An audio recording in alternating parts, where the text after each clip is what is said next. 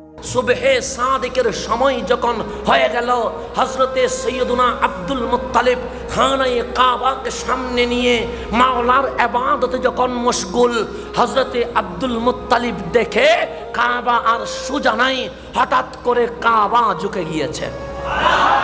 হঠাৎ করে কাবা, সৈয়দুনা Abdul Muttalib জমিন ধরে দেখে জমিনের কোনো নড়াচড়া নাই।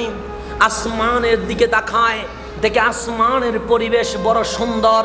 সৈয়দুনা আব্বাস বলে কোনো তুফান নাই, কোনো সুনামি নাই, কোনো ভূমিকম্প নাই।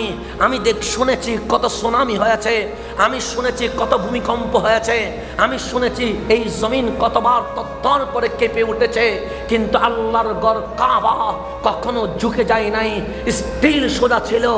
আজ এমন কি হলো, খানায়ে কাবা ঝুঁকে গেছে।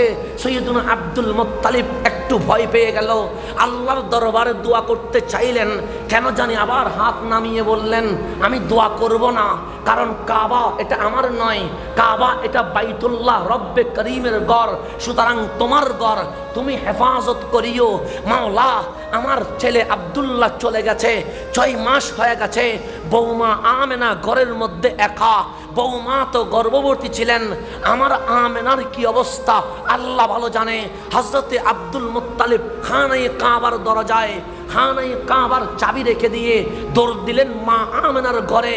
ঘরে যখন দৌড় দিলেন, দরজা খুলে দেখে মা আমেনার ঘরে কুল কায়নাতের সরদার রহমাতুল লিল আলামিন চলে এসেছে।